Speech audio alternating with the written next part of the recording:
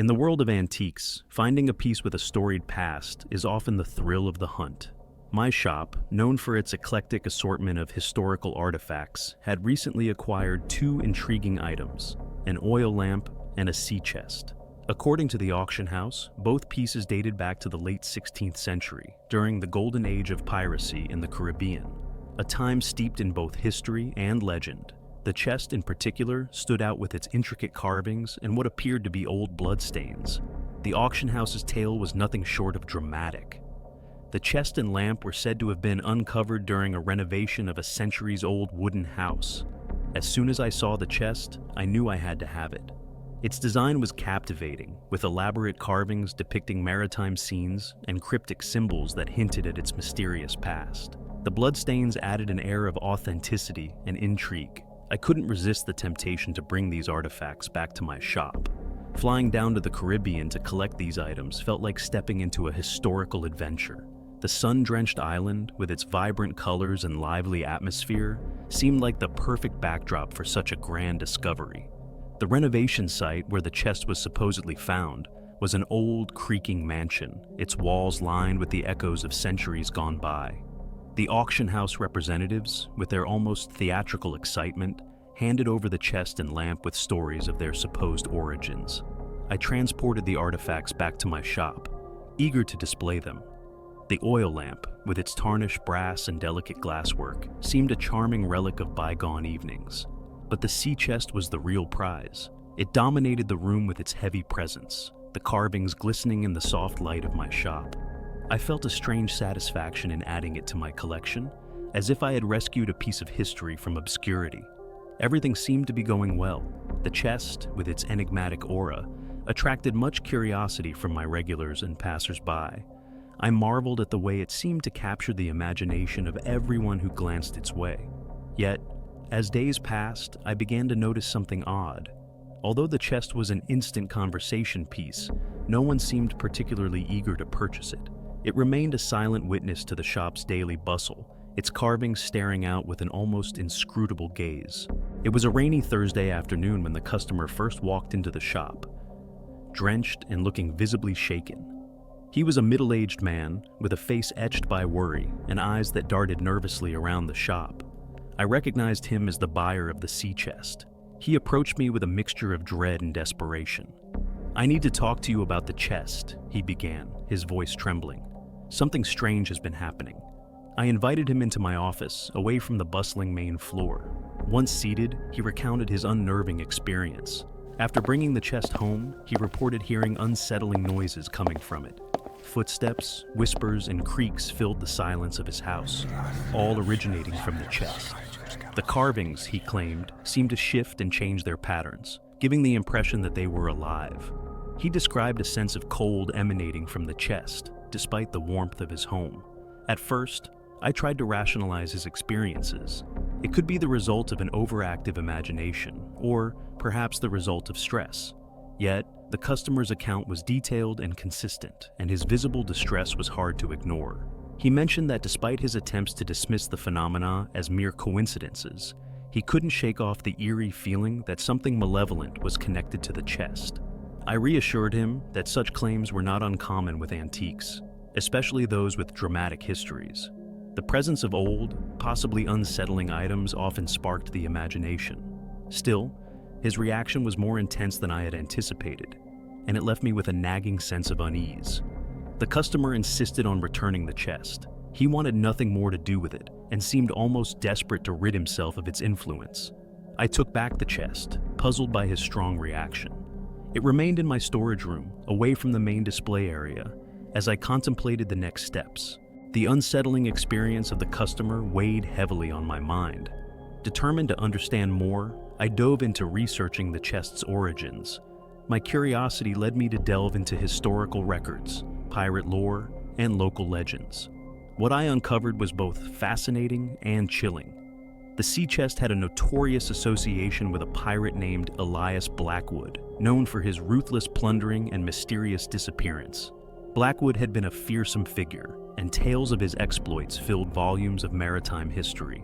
According to legend, he was involved in dark rituals and occult practices, often using symbols and carvings to ward off perceived threats and invoke supernatural protection. The carvings on the chest, with their strange symbols and macabre imagery, seemed to align with these accounts. Local legends spoke of a curse linked to Blackwood's treasure. Some stories claimed that those who possessed his artifacts were doomed to suffer misfortune and supernatural disturbances. The bloodstains on the chest, combined with its eerie carvings, fit these ominous narratives. The more I learned, the more I questioned the chest's true nature. Was it merely an artifact with a colorful history, or was there a kernel of truth to the legend surrounding it? I couldn't dismiss the possibility that the customer's experiences might be linked to the chest's reputed curse. To address the situation, I consulted with experts on maritime artifacts and paranormal phenomena. They advised caution, suggesting that the best course of action was to have the chest thoroughly examined by specialists who could verify its authenticity and investigate any possible supernatural aspects. They also recommended reaching out to historians who could provide further context about Blackwood's legend and the chest's origins. Meanwhile, I decided to keep the chest under close observation. I maintained a log of any unusual occurrences and ensured that it remained in a controlled environment. Although I had not personally experienced anything strange with the chest, I took the customer's report seriously and wanted to ensure that no further distress was caused. As I continued to gather information and seek expert opinions, the chest remained a point of fascination and anxiety. The line between historical artifact and potential curse blurred, leaving me in a state of suspense and contemplation. The situation had transformed from a simple acquisition into a complex mystery, intertwining history, legend, and the supernatural. During my recent buying trip to the Caribbean, I stumbled upon a hidden gem that took my breath away, a 16th century oil lamp, rich in history and character. As the proud owner of a small antique shop, my mission has always been to uncover unique treasures. But this find was truly special. My journey began with a flight to a lesser-known island, one reputed among collectors for its vibrant markets and rich cultural heritage. The island's main town was a charming, bustling place, its narrow cobblestone streets lined with colorful buildings and lively shops. The air was thick with the scent of tropical flowers and the sound of music, adding to the sense of adventure that filled me as I explored. The marketplace was a labyrinth of stalls and vendors, each one offering an array of goods that ranged from the mundane to the extraordinary. Here, time seemed to stand still. The past mingled seamlessly with the present in a vibrant display of art, culture, and history. I wandered from stall to stall, my eyes scanning for anything that might be of interest to my discerning clientele back home. It was in a quieter corner of the market, away from the main thoroughfare, that I found it. The vendor, an elderly man with a twinkle in his eye and countless tales of his own, presided over a stall filled with an eclectic mix of artifacts.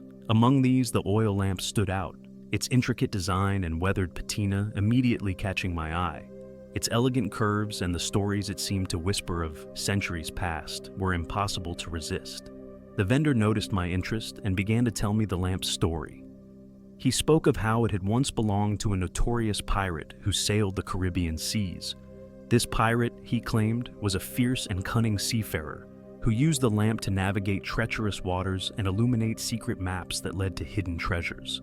The lamp, he said, was rumored to be cursed, its light revealing not just the path to riches, but also the darkness of the pirate's soul. Despite the ominous tale, I was captivated. The lamp was not just an antique, it was a piece of history, a tangible link to the adventures and mysteries of the past. I knew I had to have it. After some negotiation, I carefully packed this exquisite piece, knowing it would become the crown jewel of my collection. As I made my way back to my accommodation, the lamp seemed to hum with a life of its own, casting eerie shadows in the dim light. That night, as I lay in bed, I couldn't shake the feeling that I was being watched. The lamp, now safely stored in my luggage, seemed to whisper secrets from the darkness, its flickering glow hinting at the mysteries it held. I told myself it was just my imagination, stirred by the vendor's stories, but a small part of me couldn't help but wonder if there was some truth to the legend. The next morning, I awoke with a renewed sense of purpose. I was eager to return home and share my find with my customers. The flight back was uneventful, but as I traveled, I couldn't help but notice that the lamp seemed to draw the attention of everyone who saw it. There was something undeniably magnetic about it, something that made people stop and stare, their eyes widening with curiosity and admiration. Upon arriving home, I set about preparing the lamp for display in my shop. I cleaned it carefully, preserving its patina and ensuring that it retained its aged charm. As I worked, I couldn't shake the feeling that the lamp was watching me, its presence almost palpable. I told myself it was just my imagination, but the eerie sensation persisted. Once the lamp was ready, I placed it in a prominent position in the shop, set against a backdrop of polished wood and softly lit by warm, ambient lighting. The effect was stunning. The lamp stood out as a testament to the artistry and craftsmanship of a bygone era, its intricate patterns and delicate handle creating an enchanting atmosphere. Customers were drawn to it, their eyes widening with curiosity and admiration. Some inquired about its origins, and I delighted in sharing the story of how I discovered it and the thrilling tales of the pirate who once owned it. The lamp quickly became the centerpiece of my collection, a beacon for those who appreciate the beauty of history and the value of preserving such treasures. As the days turned into weeks, I began to notice something strange. At night, when the shop was quiet and the streets outside were still, the lamp would cast long, dancing shadows that seemed to tell their own stories. Occasionally, a faint, almost imperceptible whisper could be heard, as if the pirate's ghost was sharing secrets from beyond the grave. This ethereal quality added an eerie charm to the lamp, making it a truly unique piece. Despite the occasional unease, I was thrilled with my find. The lamp's historical significance and aesthetic beauty added a unique charm to my shop. It served as a beacon for those who appreciate the beauty of history and the value of preserving such treasures. As I continued to curate my collection, I was always on the lookout for pieces that tell a story, that connect us to different times and places. One afternoon, a particularly discerning customer entered the shop. He was a tall, distinguished gentleman with a keen eye for unique items. As he browsed, his attention was inevitably drawn to the oil lamp. He approached it slowly, almost reverently, his fingers tracing the delicate patterns etched into the metal. "Remarkable," he murmured, turning to me with a look of awe. "I've never seen anything quite like this. What's its story?" I recounted the tale of my adventure in the Caribbean, the mysterious vendor, and the pirate's curse. The gentleman listened intently, his eyes never leaving the lamp. When I finished, he nodded thoughtfully. "This piece would be the perfect addition to my collection," he said finally. "I'd like to purchase it." A mix of excitement and reluctance washed over me. The lamp had become such an integral part of my shop's identity, but I knew it would find a worthy home with this knowledgeable collector. After some negotiation, we agreed on a price that reflected the lamp's historical significance and unique charm. As I carefully wrapped the lamp for its journey to its new home, I couldn't help but feel a pang of sadness. It had brought a touch of magic to my shop, and I would miss its enigmatic presence. But I was also grateful. The lamp had not only enriched my collection, but it also brought countless visitors to my shop, each one captivated by its story. The distinguished gentleman left with his prized acquisition, and as the door closed behind him, the shop felt a little quieter, a little emptier. Yet, the lamp's legacy remained. Its story continued to resonate within the walls of my shop, inspiring me to seek out new treasures and adventures. In the days that followed, customers who had admired the lamp returned, curious to learn of its fate. I shared the story of its sale and the gentleman who had recognized its value. Each visitor left with a sense of satisfaction, knowing that the lamp's story had found a new chapter. The sale of the 16th century oil lamp marked the end of one journey and the beginning of another. It was a testament to the enduring allure of history and the power of a well-told story. As I continued to curate my collection, I remained committed to uncovering unique pieces that connected us to the past, weaving new narratives into the rich tapestry of my shop. The lamp's absence left a space, but it also created an opportunity. Inspired by its story, I redoubled my efforts to find extraordinary artifacts, each with its own tale to tell. My shop flourished, drawing in collectors and history enthusiasts eager to discover the treasures I had unearthed. The 16th century oil lamp had been a beacon, guiding me on a journey of discovery and adventure. Its legacy lived on, a reminder of the endless possibilities that lie in the world of antiques, waiting to be discovered and cherished by those who recognize their true value.